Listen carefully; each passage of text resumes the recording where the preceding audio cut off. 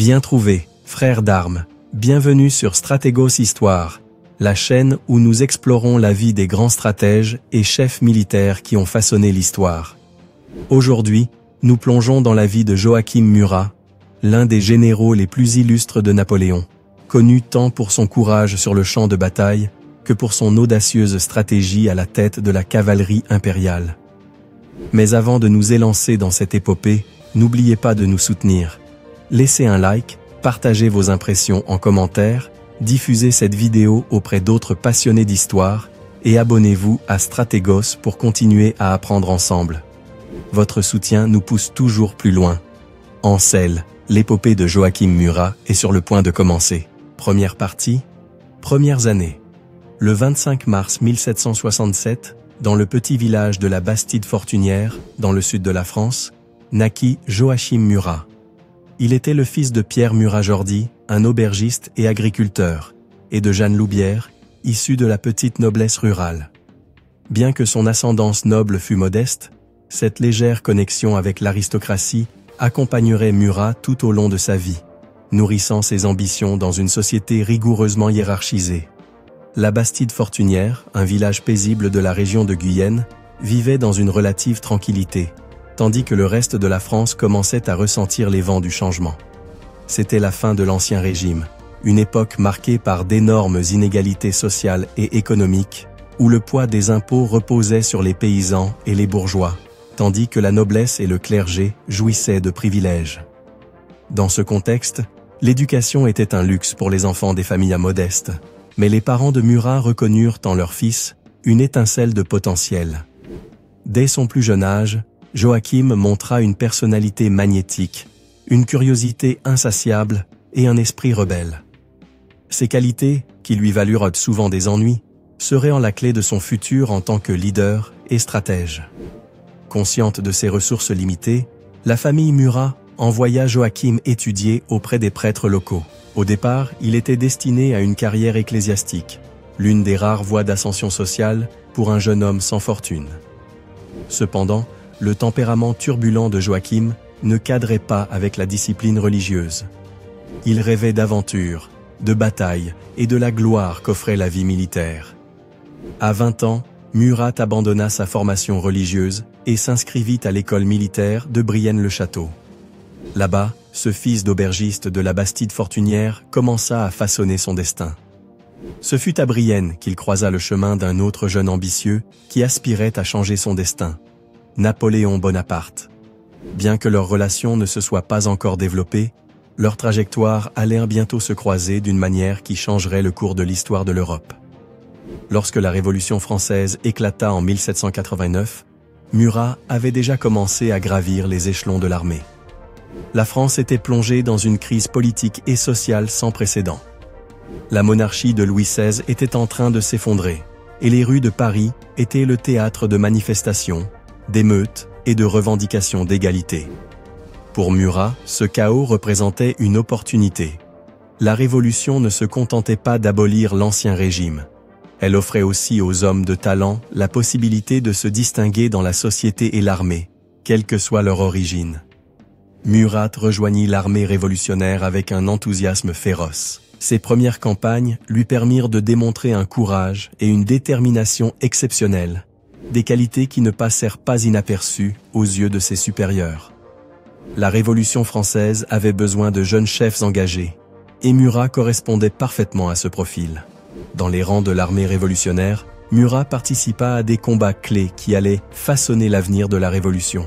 Son leadership naturel, son audace sur le champ de bataille et son charisme lui permirent de gravir rapidement les échelons. Contrairement à d'autres officiers qui devaient leur carrière à leurs relations aristocratiques, Murat gagna ses grades par le mérite, prouvant qu'il était un officier talentueux et digne de confiance. À cette époque, la France était encerclée par des ennemis. Les monarchies européennes, redoutant que les idées révolutionnaires ne se propagent à leur propre nation, formèrent des coalitions pour écraser la Révolution. Ce fut dans ce climat de guerre permanente que Murat se distingua. Son habileté tactique et son audace sur le terrain lui valurent de diriger des charges de cavalerie avec un succès remarquable. L'un des moments décisifs de sa carrière naissante se produisit lors de la campagne du Rhin. En pleine offensive contre les troupes autrichiennes, Murat mena une attaque surprise qui désorganisa les lignes ennemies, garantissant ainsi une victoire cruciale pour les forces révolutionnaires. Ce triomphe ne consolida pas seulement sa réputation, mais attira également l'attention des plus hauts gradés de l'armée, dont un jeune général qui bâtissait déjà son propre héritage, Napoléon Bonaparte. La Révolution française ne transforma pas seulement la politique du pays, elle permit aussi à des hommes ambitieux d'émerger sur la scène militaire. C'est dans ce contexte bouillonnant que Joachim Murat et Napoléon Bonaparte croisèrent à nouveau leur chemin. Bien qu'ils se soient rencontrés à Brienne, ce fut pendant la campagne d'Italie en 1796 que leur relation se renforça. Napoléon, alors jeune général à la tête de l'armée d'Italie, fut immédiatement impressionné par la maîtrise de Murat dans le commandement de la cavalerie et son audace sur le champ de bataille. Lors de la bataille de Lodi, Murat mena une charge héroïque qui brisa les défenses autrichiennes, ouvrant la voie à une victoire décisive pour Napoléon. Dès cet instant, leur relation devint indissociable. Mais la connexion entre Murat et Napoléon n'était pas seulement professionnelle, elle était aussi fondée sur une amitié personnelle. Napoléon voyait en Murat non seulement un officier compétent, mais aussi un homme loyal, prêt à partager sa vision d'une France transformée. De son côté, Murat trouvait en Napoléon un chef charismatique, capable d'élever la France et d'offrir des opportunités aux hommes ambitieux comme lui. À mesure que Napoléon consolidait son pouvoir, Murat devint l'un de ses plus fidèles lieutenants. Son talent militaire et son charisme auprès des troupes en firent un élément indispensable des campagnes napoléoniennes. À la fin des années 1790, Joachim Murat n'était plus le fils d'un aubergiste de la Bastide fortunière. Il avait gravi les échelons de l'armée révolutionnaire pour devenir un général respecté et un proche de Napoléon Bonaparte. Mais son histoire ne faisait que commencer. La Révolution française, avec toutes ses promesses d'égalité et de liberté, avait permis à des hommes comme Murat d'atteindre des sommets autrefois inaccessibles. Pourtant, avec l'ascension de Napoléon au pouvoir, les idéaux révolutionnaires commencèrent à se transformer, laissant place à un régime plus autoritaire. Pour Murat, cette transition signifiait de nouvelles opportunités, mais aussi de nouveaux défis.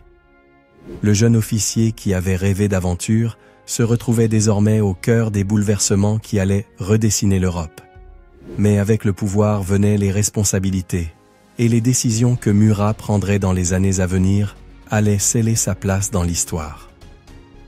Deuxième partie. La carrière militaire sous Napoléon Joachim Murat et Napoléon Bonaparte ne partageaient pas seulement une ambition commune, mais aussi une vision claire du pouvoir. Leur relation, forgée au cours des campagnes de la Révolution française, devint un pilier essentiel de l'ascension de Napoléon au pouvoir. Murat, avec son charisme et son courage sur le champ de bataille, incarnait le type de chef dont Napoléon avait besoin. Non seulement un homme capable d'inspirer les troupes, mais aussi un stratège audacieux, prêt à exécuter les plans les plus risqués avec une précision redoutable. De son côté, Murat voyait en Napoléon l'homme qui pouvait lui offrir la grandeur dont il rêvait depuis son enfance. Cette relation dépassa rapidement le cadre militaire. Alors que Napoléon consolidait son influence politique en France, Murat s'imposait comme l'un de ses hommes de confiance. Cependant, cette alliance n'était pas sans tension. Napoléon était exigeant, et Murat, malgré sa loyauté indéfectible, possédait un caractère bien trempé, qui entrait parfois en conflit avec la vision impériale du Corse. La campagne d'Italie marqua le véritable début de la relation symbiotique entre Napoléon et Murat. Napoléon, à la tête de l'armée d'Italie, devait affronter les troupes autrichiennes et piémontaises qui occupaient le nord de la péninsule. C'était une mission titanesque, mais aussi une opportunité unique de démontrer son génie militaire. De son côté, Murat joua un rôle essentiel dans les victoires qui cimentèrent la réputation de Napoléon. Son maîtrise de la cavalerie en fit un élément clé de la stratégie napoléonienne. Lors de la bataille de Rivoli, par exemple, il mena une charge décisive qui désorganisa totalement les troupes autrichiennes, facilitant une victoire éclatante pour les Français. Ces exploits ne renforcèrent pas seulement la position de Napoléon, mais consacrèrent aussi Murat comme un général intrépide et audacieux. En 1800, Napoléon lança une nouvelle campagne en Italie, affrontant une fois de plus la puissance autrichienne. La bataille de Marengo, point culminant de cette campagne, fut probablement l'un des moments les plus critiques de la carrière de Murat. Dès le début, la bataille semblait perdue. Les forces françaises, en infériorité numérique et mal positionnées, faisaient face à une défaite quasi certaine. Cependant, fidèle à son audace légendaire, Murat mena une charge de cavalerie dévastatrice qui bouleversa le cours du combat. Alors que Napoléon réorganisait ses lignes, Murat lança une attaque fulgurante qui prit les Autrichiens de court, permettant aux Français de reprendre l'initiative. Le résultat fut une victoire décisive, qui consolida la domination française sur le nord de l'Italie et affirma Napoléon comme l'homme fort de la France. Pour Murat, Marengo fut plus qu'une victoire militaire. Ce fut la preuve de son talent sous pression et de sa détermination à tout risquer pour Napoléon. Cette bataille scella définitivement son statut de commandant incontournable. En 1804, Napoléon Bonaparte fut couronné empereur des Français dans une cérémonie empreinte de symbolisme et de pouvoir. Cet événement marqua la transition de la République vers l'Empire et confirma la suprématie de Napoléon sur l'Europe. Murat, qui avait été un acteur clé des campagnes napoléoniennes, fut récompensé en étant nommé grand-duc de Bergue, un territoire stratégique au cœur de l'Europe. Ce titre n'était pas seulement une reconnaissance de sa loyauté et de son courage, mais aussi une preuve de son influence croissante dans l'administration de l'Empire. En tant que grand-duc, Murat dut relever le défi de gouverner un territoire diversifié et complexe. Il mit en place des réformes administratives et militaires qui renforcèrent le contrôle napoléonien sur la région, démontrant ainsi que ses compétences ne se limitaient pas au champ de bataille. Cependant, ce nouveau rôle l'amena à assumer de plus grandes responsabilités et l'éloigna en partie du cercle rapproché de Napoléon. Malgré ses obligations en tant que duc, Murat continua de jouer un rôle essentiel dans les campagnes militaires de Napoléon. Son leadership à la tête de la cavalerie était inégalé, et sa capacité à inspirer les troupes en fit une figure indispensable de l'armée impériale. L'une des qualités les plus remarquables de Murat était son habileté à équilibrer politique et guerre. Tandis qu'il gouvernait le duché de Bergue, il continuait à mener les troupes sur les champs de bataille les plus importants de son époque, consolidant ainsi sa réputation comme l'un des généraux les plus fiables de Napoléon. La relation entre Murat et Napoléon fut toujours marquée par un mélange de loyauté, d'admiration et de tension. Murat était d'une fidélité absolue à Napoléon, prêt à risquer sa vie à chaque bataille, mais son esprit indépendant entrait parfois en conflit avec les ordres de l'empereur. À mesure que Napoléon étendait son empire, sa relation avec Murat se compliqua. D'un côté, Napoléon lui faisait confiance en tant que général et dirigeant politique. Mais d'un autre, il se méfiait de ses ambitions personnelles. Cet équilibre fragile allait définir leur relation pour les années à venir. En 1804, Joachim Murat n'était plus seulement un jeune général intrépide. Il était devenu un leader politique et militaire influent au sein de l'Empire napoléonien. Pourtant, son histoire était loin d'être terminée.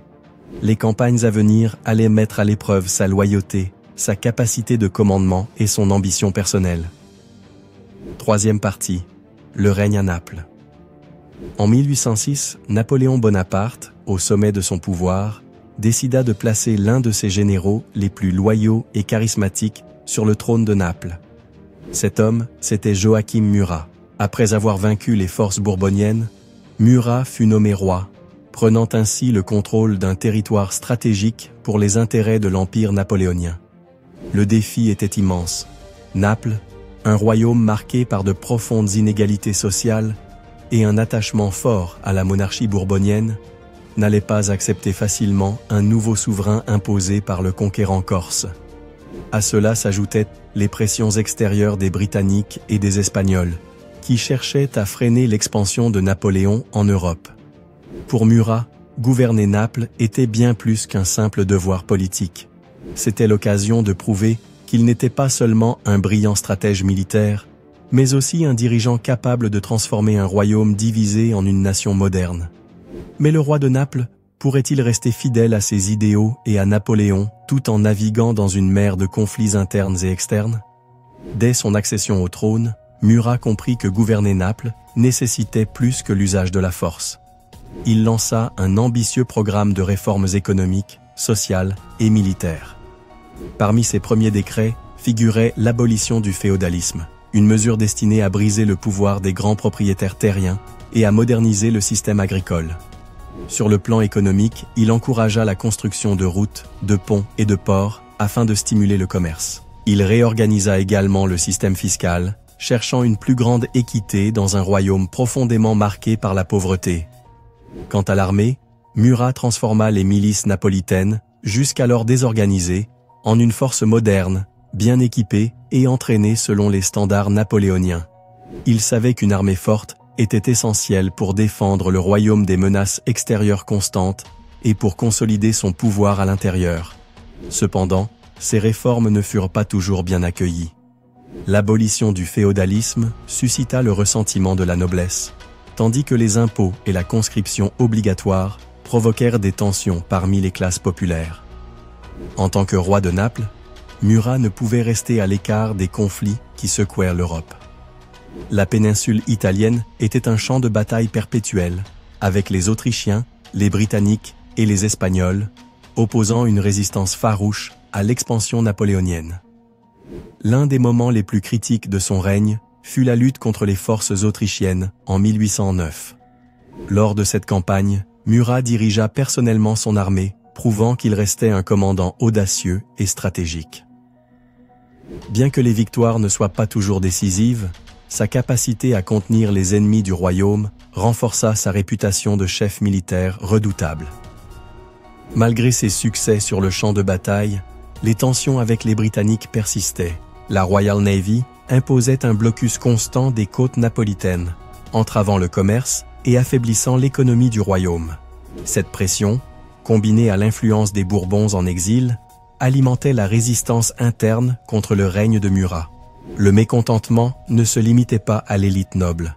Dans les régions rurales, les paysans, habitués à l'autorité féodale, se méfièrent des réformes de Murat. L'instauration du service militaire obligatoire entraîna des rébellions dans plusieurs provinces du royaume. Face à ces troubles, Murat dut relever l'un des plus grands défis de son règne: trouver un équilibre entre les exigences de modernisation et la nécessité de maintenir l'ordre dans un royaume profondément ancré dans ses traditions. Pour affaiblir l'influence bourbonienne, Murat chercha à s'attirer la sympathie du peuple, adoptant une image de monarque proche de ses sujets. Il adopta un mode de vie ostentatoire et charismatique, reflétant sa personnalité flamboyante, mais ce style le distança également de certains membres de la famille Bonaparte, qui le considéraient comme trop indépendant. Bien que Murat doive son trône à Napoléon, la relation entre les deux hommes devint de plus en plus tendue au fil des années. Napoléon voyait Murat comme un vassal qui devait exécuter ses ordres sans discussion, tandis que Murat, confronté aux complexités du gouvernement napolitain, commença à prendre des décisions qui allaient parfois à l'encontre des intérêts de l'empereur. L'un des points de friction majeurs fut l'insistance de Napoléon à utiliser Naples comme base pour ses campagnes en Méditerranée. Murat, souhaitant préserver la stabilité de son royaume, hésitait à compromettre ses ressources dans des conflits qu'il ne considérait pas essentiels à la défense de Naples. Les tensions avec Caroline Bonaparte, épouse de Murat et sœur de Napoléon, compliquèrent encore davantage la situation. Caroline était ambitieuse et avait sa propre vision de la gouvernance du royaume de Naples, ce qui provoquait des conflits aussi bien avec Murat qu'avec Napoléon. À mesure que l'influence de Napoléon commençait à décliner, après les désastreuses campagnes de Russie et d'Allemagne, Murat se retrouva face à une décision cruciale: rester loyal à l'empereur ou chercher une voie indépendante garantissant la survie de son royaume. Ce dilemme allait marquer les dernières années de son règne, préparant le terrain à sa chute et à son destin tragique. Le règne de Joachim Murat à Naples fut une période de transformation et de conflit. Bien que ces réformes aient jeté les bases de la modernisation du royaume, son incapacité à consolider son pouvoir interne et ses tensions avec Napoléon limitèrent son succès. Cependant, Murat laissa un héritage en tant que leader visionnaire et charismatique, capable de trouver un équilibre, bien que fragile, entre les exigences d'un royaume divisé et les attentes d'un empire en pleine expansion. Quatrième partie, la chute de l'empire napoléonien. En 1812, Napoléon Bonaparte, au sommet de son ambition, entreprit l'une des campagnes les plus audacieuses de sa carrière, l'invasion de la Russie. Avec une armée de plus de 600 000 hommes, la Grande Armée s'enfonça en territoire russe. Parmi les généraux aux commandes se trouvait Joachim Murat, roi de Naples, et l'un des plus brillants commandants de cavalerie de son époque. Murat, avec son style extravagant et son charisme inégalé, dirigeait la cavalerie napoléonienne, un élément clé de la stratégie d'invasion. Mais cette campagne n'était pas comme les précédentes. L'immensité des territoires russes, la résistance acharnée des troupes du tsar et le terrible hiver russe allaient transformer cette expédition en cauchemar. Pour Murat, l'invasion de la Russie marqua le début de la fin. Cette campagne le poussa à ses limites, tant physiquement qu'émotionnellement, et scella le destin de sa relation avec Napoléon. L'homme qui avait autrefois chevauché en héros sur les champs de bataille, pouvait-il encore trouver sa place dans un empire en pleine déliquescence? Le 7 septembre 1812 eut lieu la bataille de la Moskova, Borodino, l'un des affrontements les plus sanglants de l'invasion. Les troupes de Napoléon affrontèrent l'armée russe aux abords de Moscou, dans un combat qui fit plus de 70 000 morts et blessés des deux côtés. Murat mena la cavalerie, avec un courage téméraire, dirigeant des charges décisives qui percèrent les lignes russes. Son habileté tactique brilla au milieu du chaos, mais même son génie militaire ne permit pas d'obtenir une victoire décisive. Napoléon prit Moscou peu après, mais la résistance russe et la politique de la terre brûlée empêchèrent tout gain stratégique réel. Murat, qui avait bâti sa réputation comme un chef intrépide sur le champ de bataille, commença à montrer des signes d'épuisement. À Moscou, les tensions entre lui et Napoléon devinrent évidentes. Murat contestait la stratégie consistant à rester dans la ville, alors que l'hiver approchait et que les lignes d'approvisionnement s'effondraient. L'automne céda la place à l'hiver, et Napoléon fut contraint d'ordonner la retraite. La Grande Armée, décimée par le froid, la faim et les attaques incessantes des Cosaques, n'était plus qu'une ombre d'elle-même. Pendant cette retraite catastrophique, Murat tenta désespérément de maintenir la discipline parmi les troupes, mais l'effondrement de l'armée était inévitable. Ses talents de chef furent d'abord mis à rude épreuve dans ces conditions extrêmes, et bien qu'il ait réussi à organiser quelques manœuvres défensives efficaces, la désolation dominait l'armée française. Pour Murat, la retraite de Russie ne signifia pas seulement la perte de milliers d'hommes sous son commandement, mais aussi le début de la fin de sa confiance en Napoléon. Il commença à remettre en question la viabilité de son engagement envers un chef dont l'empire vacillait. La campagne de Russie fut le premier grand coup porté à l'empire napoléonien. Murat, comme d'autres généraux, retourna dans son royaume de Naples affaibli, tant physiquement que politiquement. La gloire qui avait jusqu'alors défini sa carrière commençait à s'effriter, laissant place aux doutes et aux craintes sur l'avenir. En 1814, alors que Napoléon affrontait la coalition des puissances européennes sur plusieurs fronts, Murat se retrouva dans une position précaire.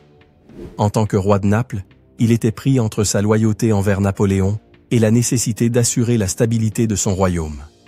Cette même année, Napoléon fut contraint d'abdiquer et envoyé en exil sur l'île d'Elbe. Pendant ce temps, les puissances alliées commencèrent à restaurer les monarchies traditionnelles en Europe. À Naples, les Bourbons, soutenus par la Grande-Bretagne et l'Autriche, réclamèrent le trône. Murat, voyant l'effondrement imminent du pouvoir de Napoléon, tenta de négocier avec les puissances européennes pour conserver son royaume.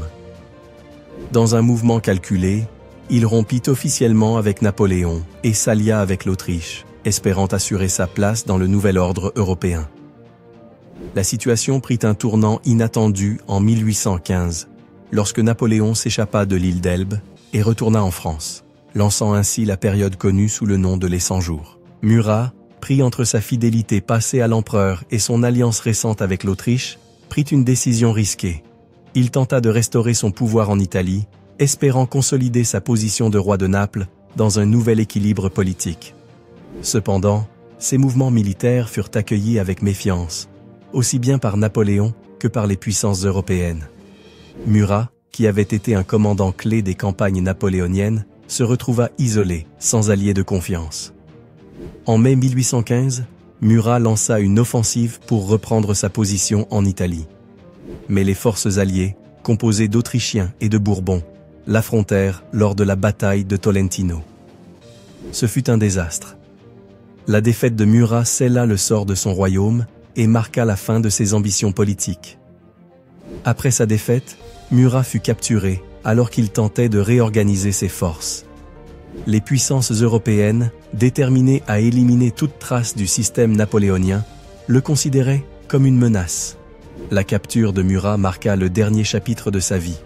L'homme qui avait chevauché en tête des armées napoléoniennes, gouverné un royaume et défié les puissances établies, faisait désormais face au jugement de ses ennemis. 5e partie. Procès et exécution. En 1815, l'Europe napoléonienne n'était plus qu'un souvenir en ruine. Avec la défaite définitive de Napoléon à Waterloo et son exil à Sainte-Hélène, les échos de l'Empire semblaient s'éteindre à jamais. Pourtant, une figure du passé défiait encore la vague de la Restauration. Joachim Murat.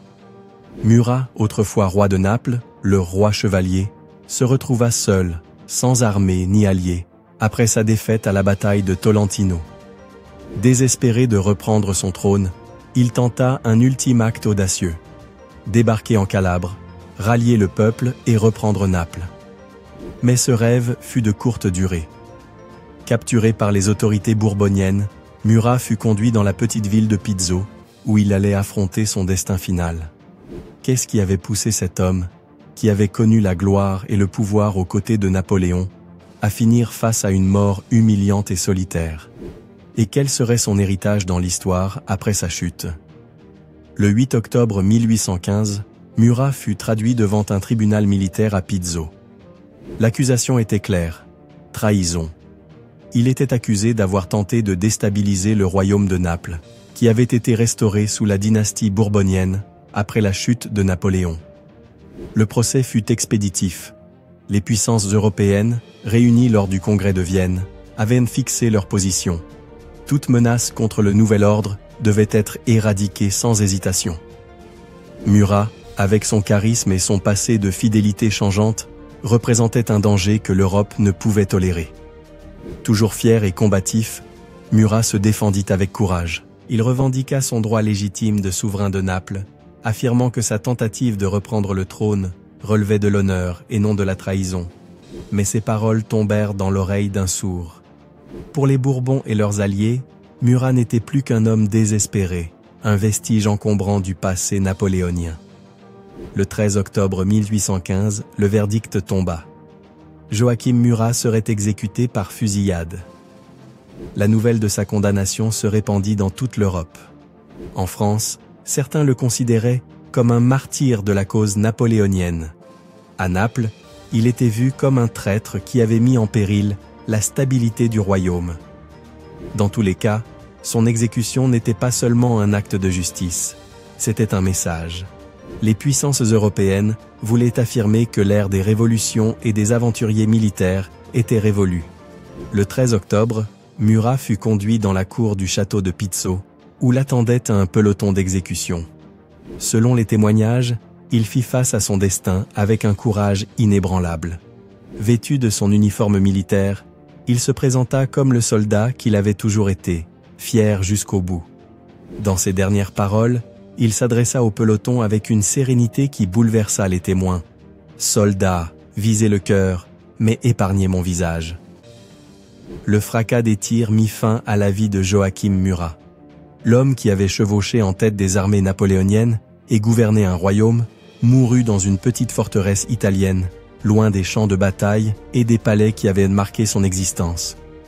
L'exécution de Murat marqua la fin d'une époque. En France, sa mort fut accueillie avec indignation par les partisans de Napoléon, qui le considéraient comme un héros tragique. En Italie, sa figure resta controversée, tantôt célébré pour ses efforts de modernisation du royaume de Naples, tantôt critiqué pour son retour manqué au pouvoir. Depuis son exil à Sainte-Hélène, Napoléon déplora la mort de son ancien allié et beau-frère. Bien que leur relation se fût tendue dans les dernières années, Napoléon reconnut le courage et la loyauté de Murat pendant une grande partie de sa carrière.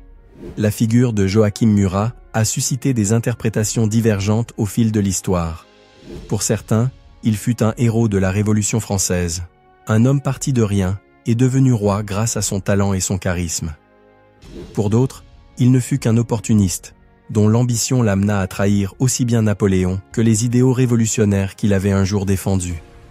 Merci d'être allé jusqu'au bout. N'oubliez pas de laisser un like, de vous abonner si ce n'est pas encore fait et de partager cette vidéo pour aider ce projet à grandir. À très bientôt, frères d'armes.